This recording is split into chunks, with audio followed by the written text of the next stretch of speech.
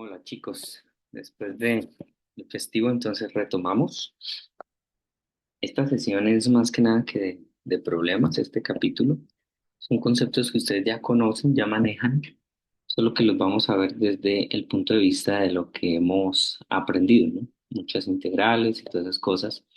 Y al final vamos a añadir algo que es muy importante para ustedes y son las ecuaciones de Laplace y de Poisson. ¿Ok?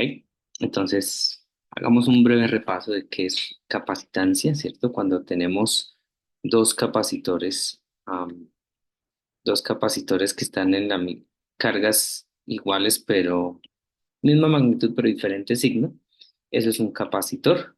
El capacitor me mide qué tanta energía puedo almacenar en dispositivos electrónicos, ¿vale?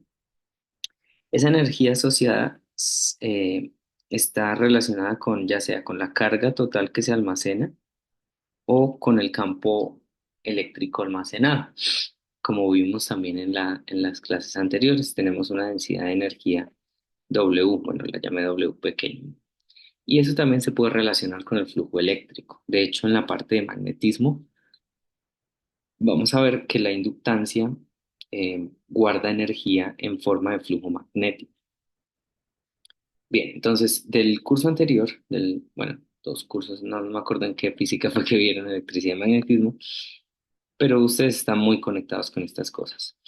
La carga que se almacena en los conductores es proporcional a la diferencia de potencial que se le pone y esa constante de proporcionalidad es la capacitancia. Entonces, de esa manera la capacitancia es simplemente carga por unidad de voltaje. La carga, pues es esta de acá, ¿vale? Y el voltaje sería este, recuerden, esto es ley de Gauss. Y aquí esto es la ley para el campo, para el voltaje. A pesar de que haya integrales que tienen el campo eléctrico, aquí esto es un vector, entonces este debe ser E punto ds. Al final el cociente es igual a constante y solamente depende de la geometría del capacitor. Las unidades pues son faradios, un coulomb sobre voltio. Esto es una unidad bastante grande, por eso uno encuentra los capacitores en unidades más pequeñas, mili, micro, nano o picofaradio. Vayamos de una vez a lo que nos percata que es la aplicación de lo que hemos aprendido. Consideremos este capacitor de placas paralelas. Este tiene una densidad superficial menos S, una densidad de superficial rho S. Tengo una distancia D, ¿cierto? Empieza aquí en C igual a cero, en C igual a D. Y el campo eléctrico va en esta dirección. Para empatar eso con, como son placas conductores, pues yo sé que tengo que asociarles una dirección normal. Entonces, la dirección normal de la parte baja, lower, y la dirección normal de la parte de arriba, que es up en inglés. Entonces, ¿cómo va eso? Pues recordemos todo lo que sabemos. El campo eléctrico de una placa es la densidad sobre epsilon sub cero. Esto ya lo vimos. Como ya sabemos la dirección la puedo poner. El vector de flujo eléctrico es epsilon por E cuando tengo un dieléctrico, ¿vale? Entonces, en ese caso es simplemente rho s en la dirección z. Fíjense, esto es muy importante, esto lo vamos a usar. El capítulo anterior nosotros vimos que la densidad de nuestros conductores se pueden dar en términos del producto punto entre el campo de flujo eléctrico, ah, densidad de flujo eléctrico, y la dirección normal. Si se fijan acá, este es d punto a z, que es simplemente rho s, que es efectivamente este de aquí abajo. Y este, el n up, está en menos z. Y de ahí sale el menos rho s. Entonces, esto es algo que vamos a utilizar bastante, ¿no? Am, y es el hecho de que si yo conozco este vector d, prácticamente ya conozco la densidad de carga superficial, al menos en estos casos, ¿no? De nuestros conductores, ¿vale? Recuerden eso porque lo vamos a usar. La diferencia de potencial pues va a ser entre la parte de arriba y la parte de abajo, las placas. Y como tengo E, es simplemente una integral de D a cero. Con el negativo pues es una integral de cero a D. Como esto es constante me queda sobre Z y al final sale D. Entonces tengo, este es mi diferencia de potencial. Ya tengo, perdón, aquí este es S, no sé por qué se pone Z, S, S. Ahí está. La carga total, pues es la densidad superficial por la superficie, que sería el área total. En este caso estoy hablando de que este tiene asociado un área S.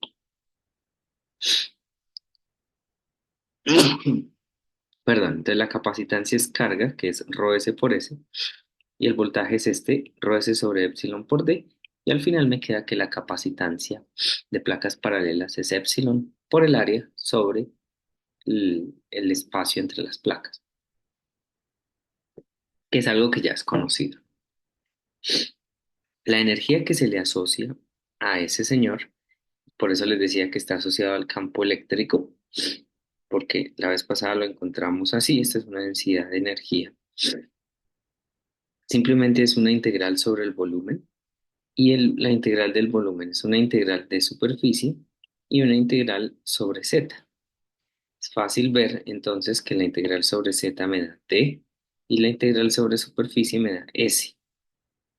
Yo puedo reacomodar esto de esta manera para encontrar precisamente datos de voltaje y datos de capacitancia para que me quede que la energía es un medio de C por delta V cuadrado. También puedo encontrar que como Q es C por delta V, pues me queda que esto es Q por delta V. También vuelvo a reemplazar que delta V es simplemente Q sobre C. Entonces también lo puedo ver como un medio de la carga al cuadrado sobre C. Lo que les decía antes, la energía se puede ver como campo eléctrico almacenado o como carga eléctrica almacenada, ¿vale? Ahora empiezan los ejemplos de geometrías. El cable coaxial, que es muy importante para nosotros. Tengo una línea aquí de radio A, un casquete aquí de radio B y tengo dieléctrico en la mitad. Y voy a decir que tengo un cable de longitud L. Pues ya tenemos todo. La carga es densidad lineal por la línea. El voltaje ya lo hemos hallado antes, que es ρ L sobre 2 pi epsilon logaritmo de B sobre A. No voy a volver a calcular eso, porque ya lo hicimos en otros capítulos. Entonces, este dividido en este, se cancela el ρ y me queda la capacitancia de un cable coaxial, ¿vale? Si no están seguros de esto, vuelvan al capítulo anterior y miren lo de potencial eléctrico, ¿vale? Es bastante fácil, es la integral de E punto dl. Si tengo un capacitor esférico, ¿vale? Tengo una esfera A, tengo una esfera de radio B y tengo un espacio entre los dos que voy a llamar estilo gaussiana, lo voy a llamar R. Este es menos Q y este es Q. El campo eléctrico es este de acá. En esta gaussiana es carga encerrada sobre 4 pi epsilon r cuadrado. Y entonces el voltaje, que es la integral de esto, pues me queda de esta manera. Uno sobre A menos uno sobre B. Bastante sencillo, otra vez no voy a repetir los pasos porque ya la tenemos. De manera que la capacitancia, pues se va a ir la Q y me queda, esta es mi capacitancia de un capacitor esférico. Hay un límite que se hace y es llevar esta esfera al infinito. ¿Listo? Nos llevamos la carga menos Q al infinito, o sea, B lo llevamos a infinito. Uno sobre B es cero y me queda simplemente que la capacitancia de un conductor esférico aislado es 4 pi epsilon A. Otra vez, quiero resaltar el hecho de que la capacitancia depende de la geometría del problema. Aquí depende de los radios de las esferas, de la longitud de los radios del cable coaxial. Aquí dependía del área y de la separación de las placas. Siempre va a ser así, solamente de la geometría. Miremos este. Supongamos que tengo una esfera aislada y tengo un dieléctrico hasta un radio R1 y de ahí para adelante es vacío, o sea, epsilon sub 0. El d es el mismo, porque el vector d, y específicamente en esta geometría radial, siempre va a tener la misma forma, porque él no depende del epsilon, ¿ok? No depende, entonces es para todos. Pero el campo eléctrico sí varía, porque el campo eléctrico tiene este epsilon en el denominador. Pues voy a tener para una región con el epsilon 1, para la otra región con el epsilon sub 0. Si el campo cambia, entonces el voltaje cambia. Y por tanto, necesito calcular el nuevo voltaje. Entonces van a ser dos integrales separadas de R1A y de infinito a R1. Hago eso, lo único que cambia es estas epsilon, ¿cierto? Sencillito. Aquí el infinito pues hace que se vaya y me queda algo sencillo. Verifiquen la integral de todas maneras. Así que la capacitancia de ese señor es un ejemplo bien particular en el caso en que el espacio tiene una sección esférica de un dieléctrico de, de epsilon 1 y el resto sí es el vacío que es epsilon sub 0. Un caso bien específico que quizás más adelante vamos a usar. Ahora, ¿qué pasa si aplico eso mismo a un capacitor de placas paralelas? Pongamos que tengo las dos placas y voy a poner dos dieléctricos a diferentes distancias. Distancias 1, distancia 2. Pues esto no es más que una combinación de capacitores am, en serie. Entonces, en el curso de física de electricidad y magnetismo, ustedes saben que yo puedo reemplazar esta interfaz por otra placa metálica sin afectar la capacitancia, y al tener eso, pues me queda dos capacitores en serie, uno de distancia de 2 y otro de distancia de 1. Y para hallar la capacitancia equivalente de circuitos en serie es simplemente el inverso de las sumas. La suma de los inversos, mejor, a la inversa. Y esta capacitancia 1, pues es la capacitancia de un capacitor con dieléctrico que es epsilon por S por la capacitancia original, ¿no? Epsilon por C sub 0, y esto es epsilon S sobre D. Si es 1, pues entonces le pongo el de 1, que es precisamente este término que tengo aquí, ¿vale? El libro no está, solamente está hablado, pero no es difícil entender la parte de capacitores en paralelos. Entonces voy a tener algo similar. Tengo un dieléctrico epsilon 1, un dieléctrico epsilon 2, pero ahora están justo a la mitad de acá. Bueno, no necesariamente a la mitad, necesariamente. Puede ser cualquier distancia de uno y de 2, ¿vale? En ese caso, es fácil probar que la capacitancia equivalente es la suma de los dos capacitores, ¿vale?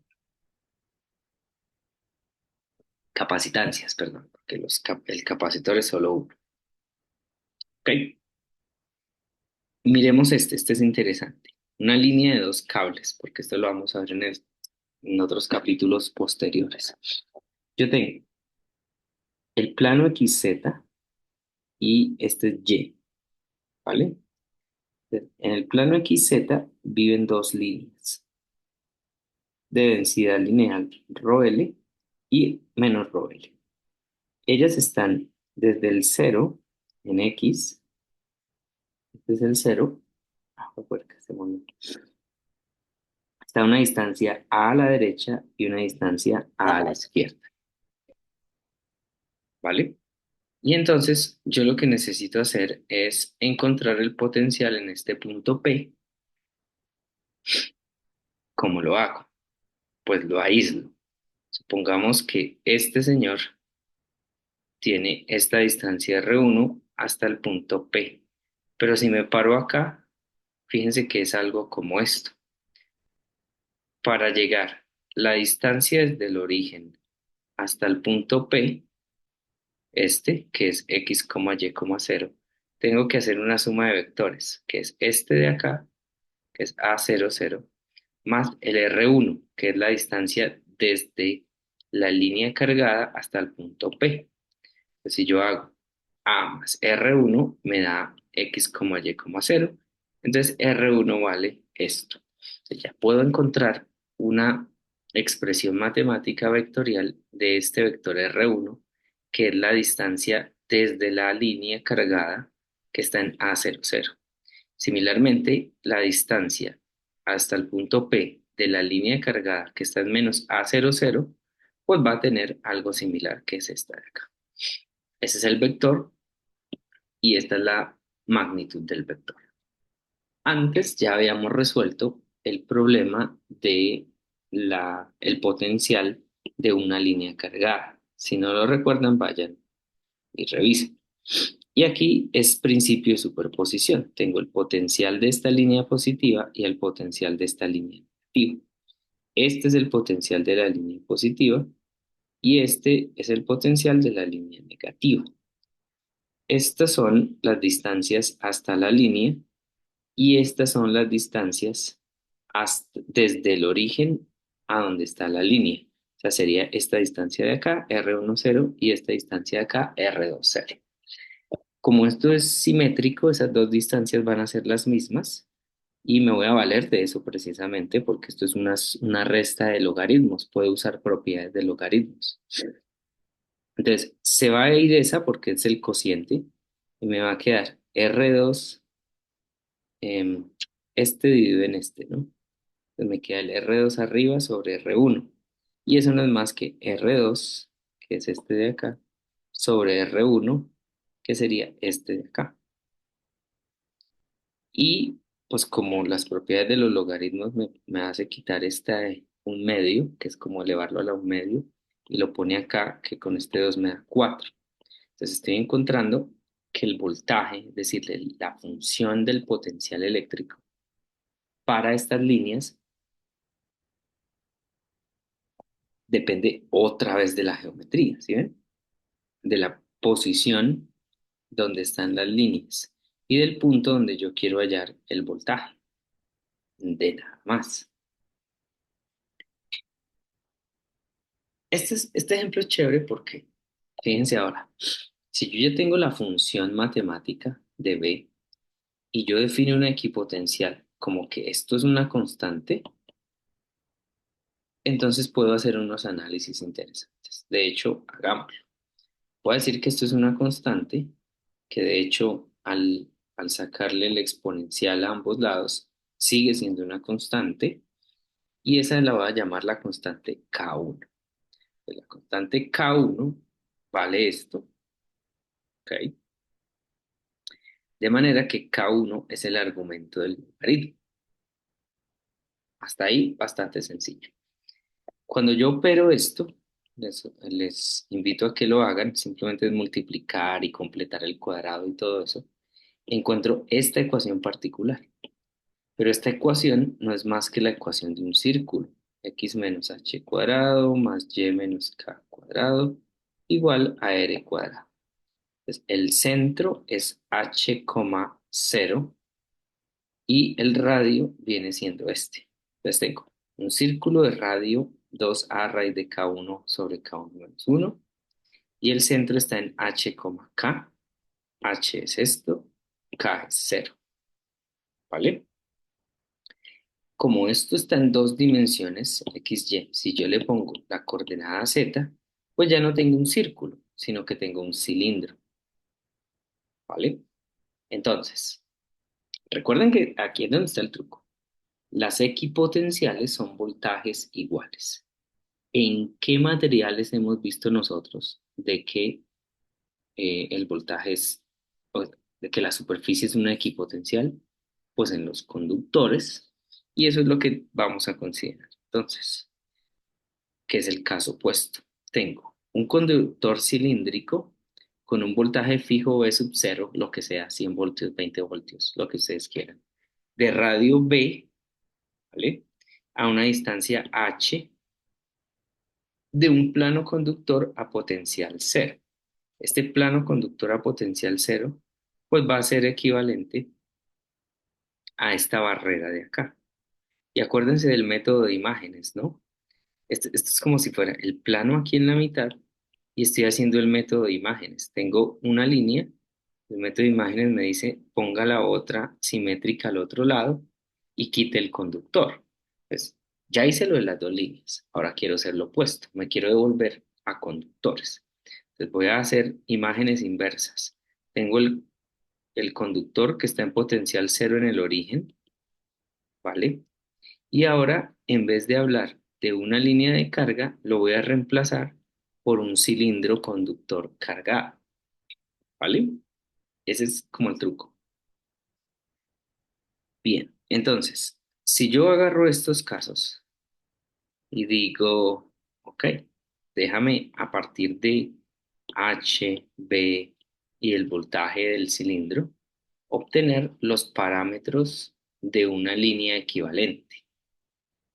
Entonces, es como antes estoy reemplazando una línea por un cilindro. Ahora lo que quiero es reemplazar un cilindro por una línea, porque son problemas equivalentes. En ese caso, A valdría esto. Es es fácil verlo. Fíjense que am, si yo agarro B vale esto y H vale esto, esa es una ecuación 2 por 2. Simplemente la reemplazo y me doy cuenta de que A vale H cuadrado menos B cuadrado. De la misma forma, raíz de K1 vale esto. De la definición inicial, raíz de K1 también vale eso. Así que al comparar esto con esto am, y unirlo, voy a encontrar que la densidad lineal,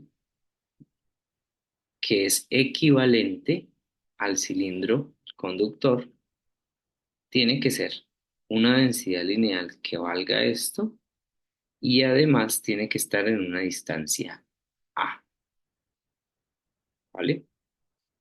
Pues, hagamos unos ejemplos numéricos para que ustedes vean. Pero antes de eso, ¿cuál es la capacitancia relacionada a una placa conductora y a un cilindro conductor? Vea que este ya es un problema completamente diferente al de simplemente dos líneas. Interesante, ¿no? Pero por la misma matemática damos cuenta de que es equivalente. Entonces esta es la carga y este es el voltaje, ya lo tenemos todo y voy a encontrar que esa capacitancia vale esto de acá. Depende otra vez de la geometría, la longitud del cilindro, el centro del cilindro y pare de contar. O sea, solo del cilindro. Este logaritmo son definiciones, ¿no? Es el coseno hiperbólico inverso de h sobre b. Ustedes pueden verificar. eh, el coseno hiperbólico de teta es e a la teta más e a la menos teta sobre 2. Pues como tienen un logaritmo y el logaritmo se relaciona con el e, pues por eso es el inverso. Y aquí es donde vienen los números. Si yo tengo un cilindro que tiene centro 13,0, tiene este B, que es el radio del cilindro, todo esto es en centímetros, o lo que quieran. Entonces, A va a valer 12 metros, raíz de K1 va a valer 5, es decir, K1 vale 25, que es la constante esta que les hablé de X más A cuadrado más Y cuadrado, sobre X menos A cuadrado más Y cuadrado, o viceversa, no me acuerdo. Entonces, la densidad lineal por la cual lo voy a reemplazar ese cilindro va a ser esta, 3,46 nanocoulomb sobre metro. Y entonces la capacitancia por unidad de longitud va a ser simplemente el reemplazo de estos valores de acá. Y al hacerlo, epsilon vale esto, HB, pues nos da 34,6 picofaradios por metro. Otra vez, ¿qué fue lo que hice? Pues este problema de conductores, yo digo, no me gustó. Y digo, voy a reemplazarlo por simplemente una línea que está acá y un plano que está aquí a voltaje igual a cero. Pues la pregunta es, ¿cuánto vale A? ¿Cuánto vale L? y cuánto vale la densidad lineal. Y eso lo respondí con estas relaciones. Es como la equivalencia. Los números, pues sería esto de acá. Este sería el dibujito. Este es el cilindro, este es el plano. Como esto es una equipotencial, yo la voy a reemplazar por el voltaje producido por una línea de carga, que es esta línea de carga equivalente, que ya no está a 13, sino que está a 12. Este es el radio del cilindro, que es 5. ¿Vale? También puedo hacerlo con un voltaje aquí de 50 voltios. En ese caso, el radio es de 13,42 y el centro está a 18,0. Es decir, el H es de 18 acá. ¿Vale? Y esos números son los que pongo aquí.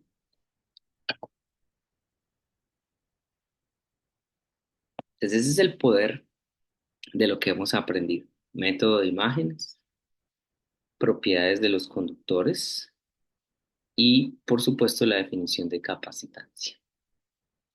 Además de equipotenciales. Si no sabemos equipotenciales, página. Bien. Si yo tengo el voltaje como una función de x, y, incluso puede ser x, y, z, yo sé que yo puedo hallar el campo simplemente con el gradiente. Eso lo vimos en el capítulo también anterior. Entonces, el campo eléctrico para este caso, porque yo sé cuál es el voltaje como función, esto es esta de acá, es la función matemática. Entonces, al aplicarle el gradiente, ustedes lo pueden hacer por mí. Encontramos esta expresión.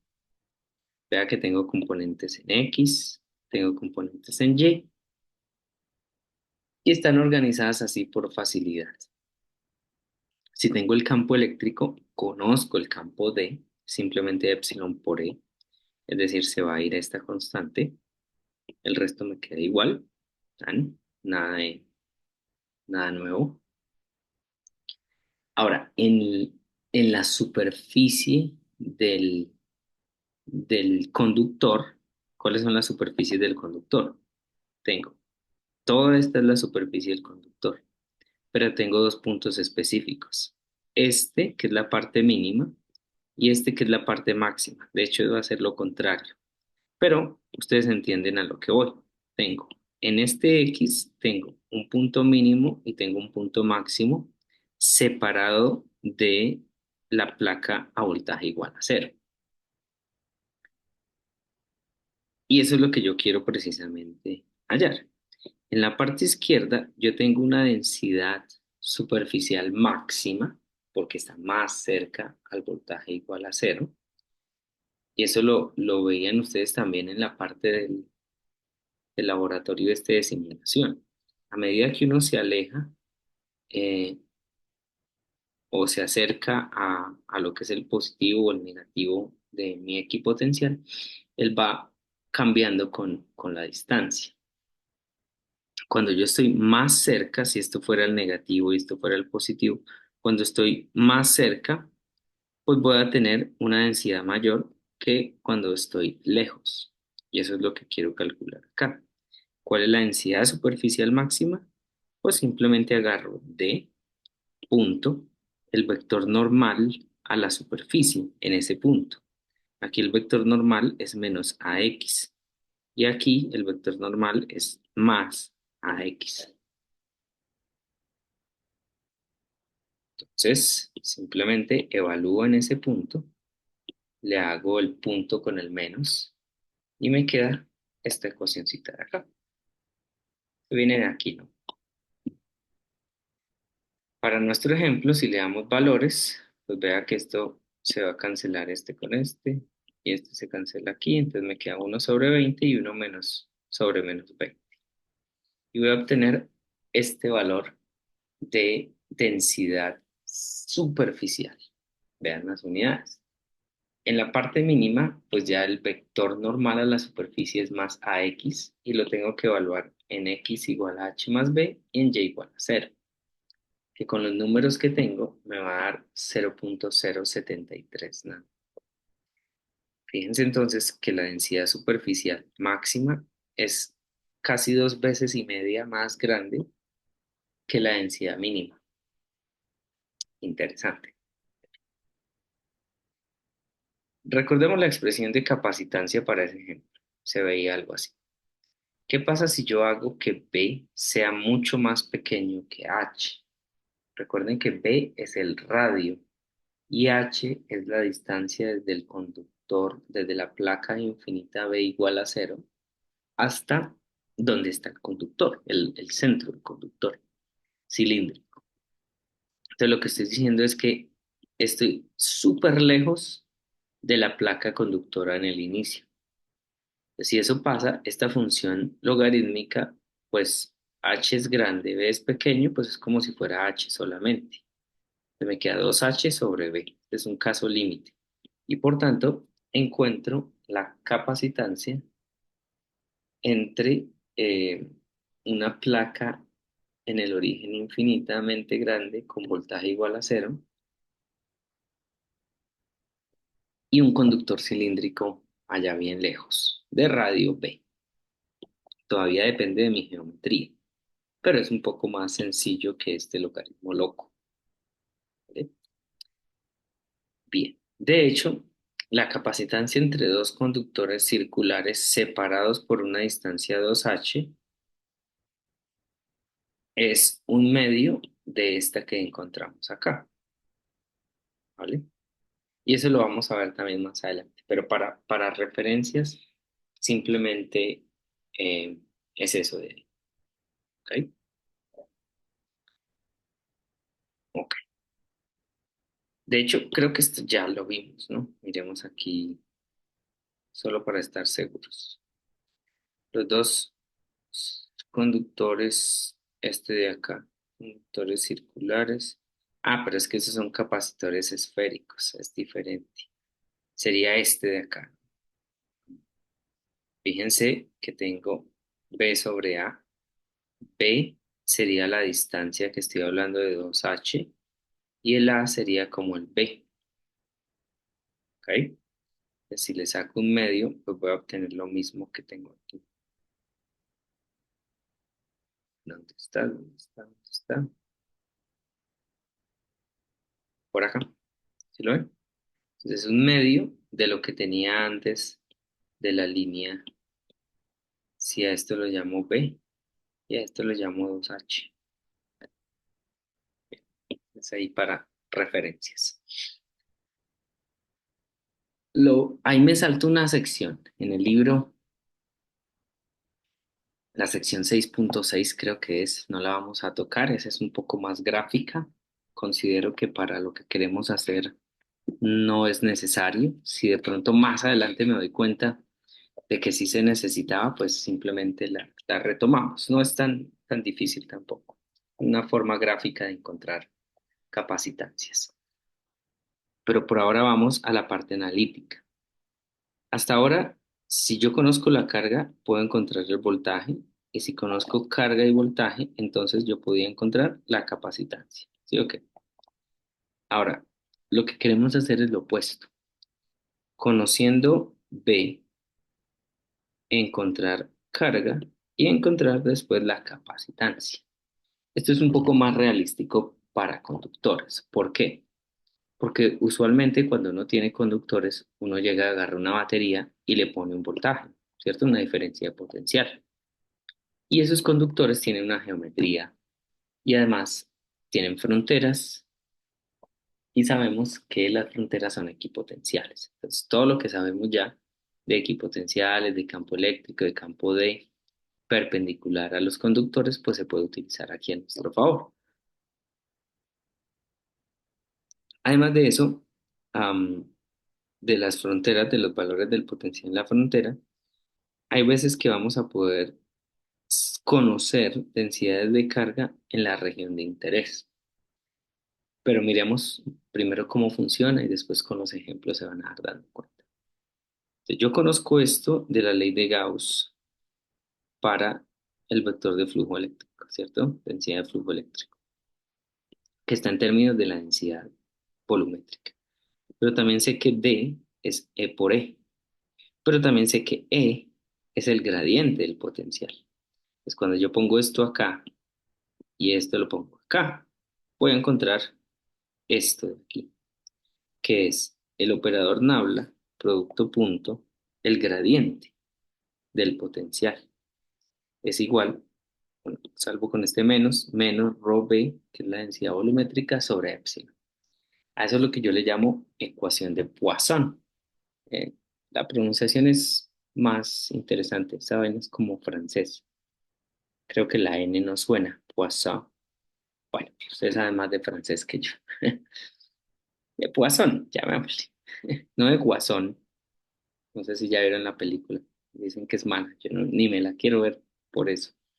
Es de Poisson. Ahí está. Pero miremos un poquito la forma de este señor, que es nabla.nabla. Interesante, ¿no? Fíjense que tiene que ser un número. Es decir, esto tiene que perder la naturaleza vectorial. ¿Cómo sabemos que es un producto punto?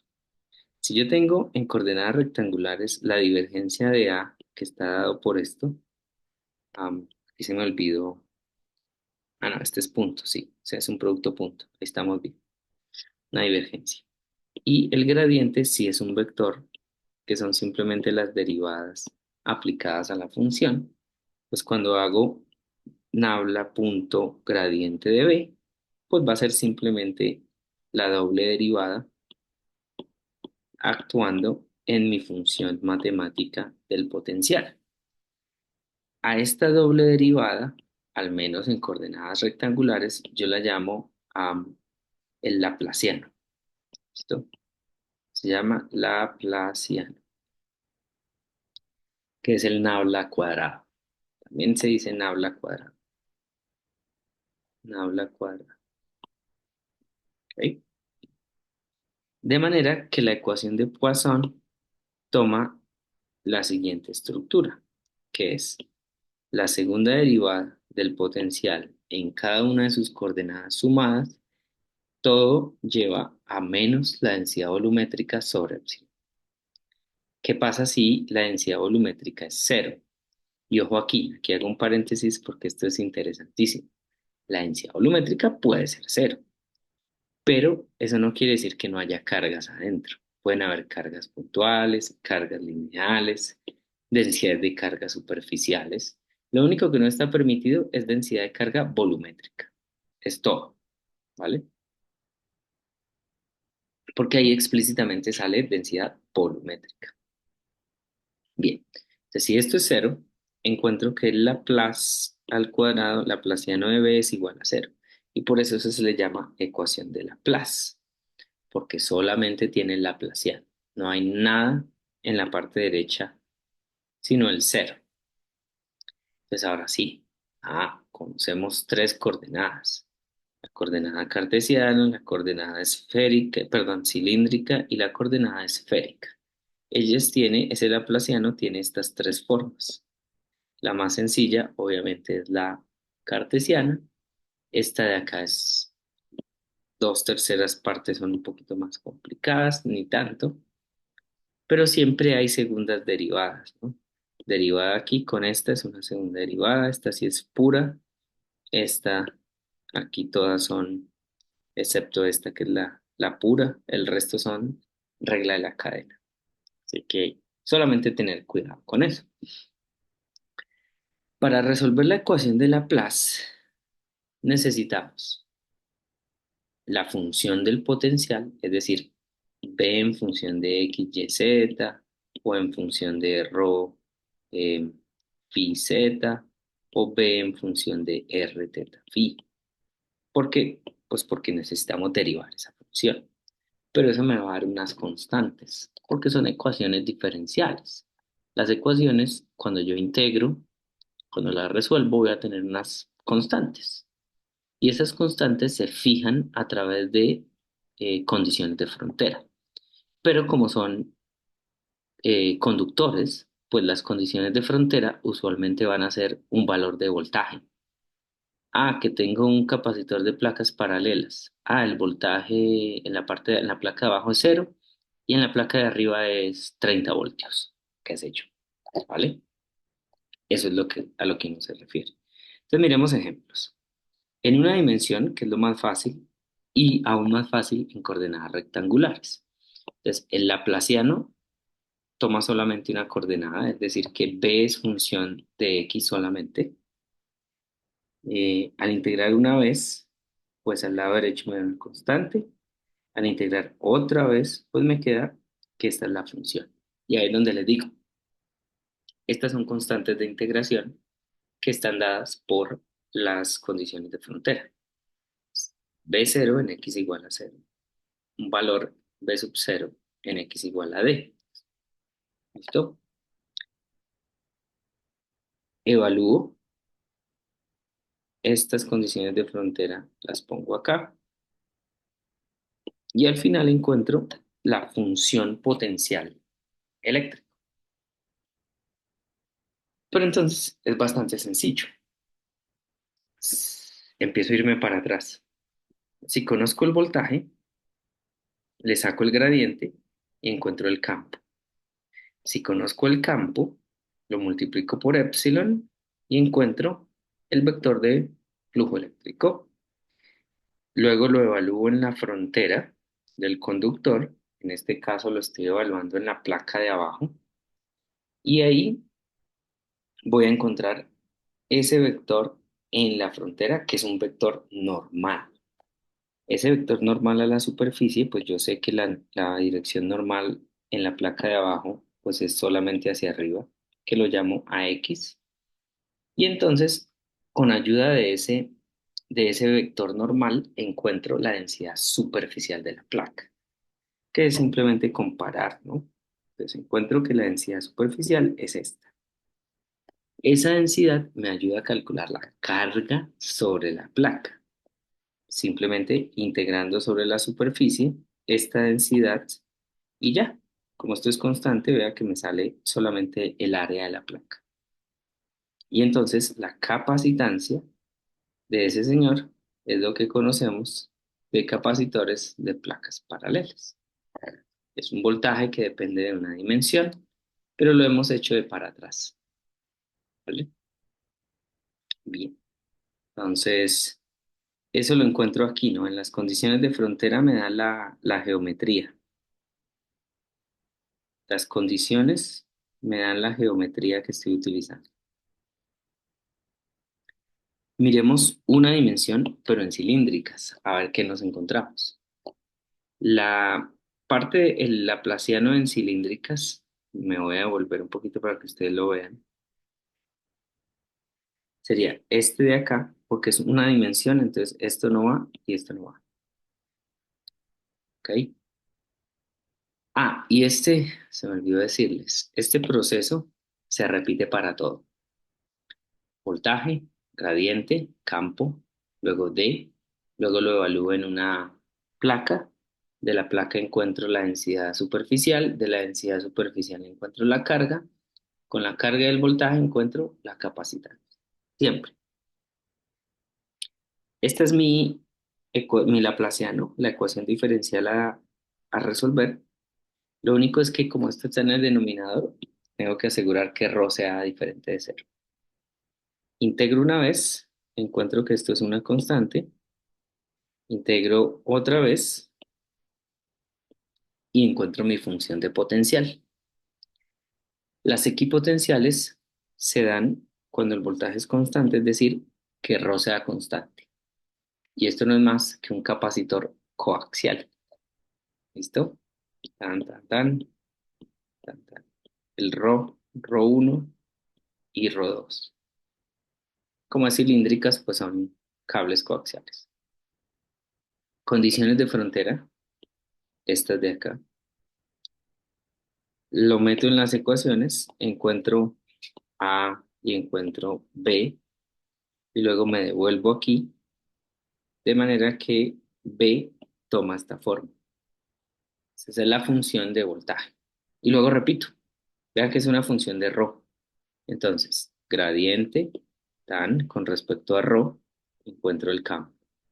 Luego el campo lo multiplico por epsilon y encuentro D. Y luego D lo evalúo en la frontera, que sería ρ igual a A, ¿vale? En cualquiera de las dos. Como estoy tomando el ρ igual a A como positivo, pues lo evalúo ahí para encontrar el ρ sub S. ¿Listo? Si tengo el ρ sub S, entonces simplemente integro sobre la superficie, saco lo que es constante.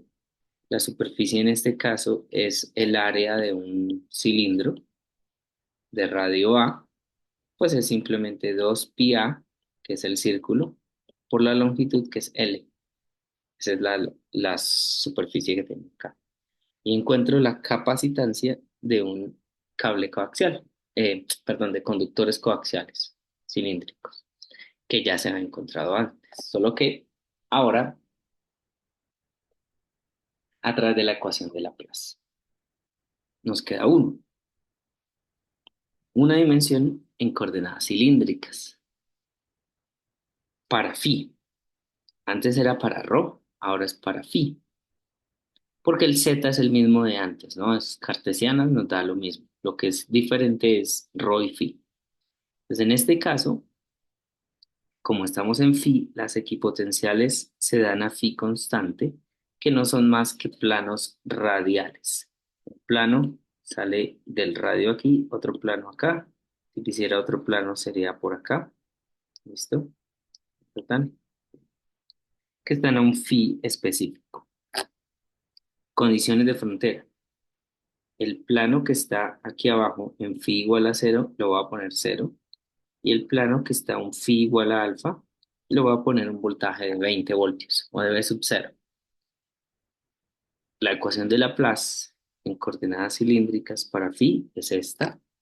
Otra vez, ρ es diferente de cero, lo puedo multiplicar y quitármelo de encima y encuentro esta ecuación diferencial que ya la hemos visto antes, solo que ahora para phi. Entonces, a phi más b. Utilizo mis condiciones de frontera y encuentro que este es el potencial. Y hago otra vez lo mismo. Gradiente para hallar el campo. Después ustedes como tarea van a encontrar la capacitancia, es decir, van a tener que encontrar D, luego D normal y luego rho S y luego la carga y con la carga hallan la capacitancia. ¿Listo? Ese es el primer punto de la tarea. ¿Vale? Hagamos otro. Coordenadas esféricas. Para coordenadas esféricas vamos a hacerlo de diferentes maneras. Primero, asumamos que el voltaje es solo una función de R. ¿Listo? Si es solo una función de R, estoy hablando de esferas concéntricas. Estas son las condiciones de frontera. Am, Esas esféricas concéntricas ya las trabajamos arriba. Vayan y revisen. Tengo que este es el voltaje, arriba y en capítulos anteriores. Tengo que este es el voltaje y por tanto la capacitancia vale esto. ¿Ok? Pues otra vez, aquí hay pasos que ustedes tienen que llenar. Si no lo ven de una vez, ustedes llenan los pasos y me van contando. Puedo tomar otra, que el voltaje sea solo una función del ángulo teta. Entonces aquí ya se complica un poquito la cosa. Primero hago Laplace para teta, con estas condiciones, ¿no? R no puede ser cero, seno de teta no puede ser cero, por eso quito estos valores del ángulo. Entonces me queda que este paréntesis es una constante, integro, tan, tan, tan. Esta sí no es tan fácil, esta es una de tabla de integrales, no, ni me acuerdo yo cómo hacerla, pero encuentro esta función. Entonces el voltaje como función de teta es esto. Y estos son conos, son conos. Entonces yo puedo tomar un teta que valga pi medios, es decir, cuando este cono viene acá y viene acá. Eso es lo que significa pi medios, ¿no? Pi medios. Entonces tengo un conductor en B igual a cero, tengo este cono. Estas son las condiciones de frontera. Hallo A, hallo B, los vuelvo a reemplazar. Hagan eso por favor. Y encontramos la función del potencial eléctrico. No tiene mucho pie. Vuelve y juega. Si ya tengo el voltaje como función de teta, fíjense, puedo calcular el gradiente que me va a dar esto. Luego con ese campo eléctrico hallo D, con el D hallo la D normal, con el D normal hallo ρ, que sería este, por favor háganlo. Con ese ρ hallo la carga. Fíjense que la carga es una integral de superficie, pero estamos en esféricas. Es decir, el de superficie es R seno de alfa de phi por dr, porque el alfa es constante, ese es el que pongo acá. Este R se va con el R de acá y el seno de alfa se va con este seno de alfa. Y al final tengo una integral que puede irse a infinito. ¿Por qué? Pues porque estos son conos infinitos, ¿vale? Siempre creciendo, son conos. Pues lo que tengo que hacer es acotarlo, acotar el cono hasta una distancia R1. Es decir, este infinito, voy a decir, tiene más sentido físico si esto lo llamo R1, ¿ok? Esto que está acá. Y entonces la capacitancia toma este valor. Verifíquenlo ahí, es fácil de ver. Esto ya viene una aproximación, ¿no? Porque dije que el cono no es infinito, para ser realistas. Y eso es todo. Como otra tarea van a tener que hacer la ecuación de Poisson. Revísenla, es una discusión matemática de ecuaciones diferenciales que no quise hacer. Es un ejemplo bastante sencillo, es el más elemental que hay para la parte de Poisson. Eh, en ese hay que hacer más aproximaciones. Uno tiene, como la ecuación ahora es menos rho v sobre epsilon, entonces aparte de todo, uno tiene que hacer una aproximación de la densidad volumétrica. Entonces, si no conocemos esa densidad volumétrica, no podemos resolverla porque al final es una ecuación diferencial.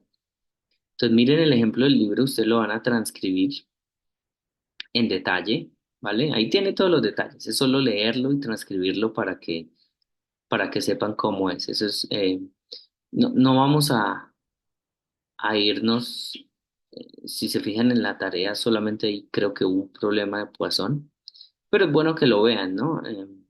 Al final de todo es solo una ecuación diferencial de segundo orden no homogénea, que pues ustedes ya están familiarizados con eso, solo que aplicado a física, específicamente a conductores.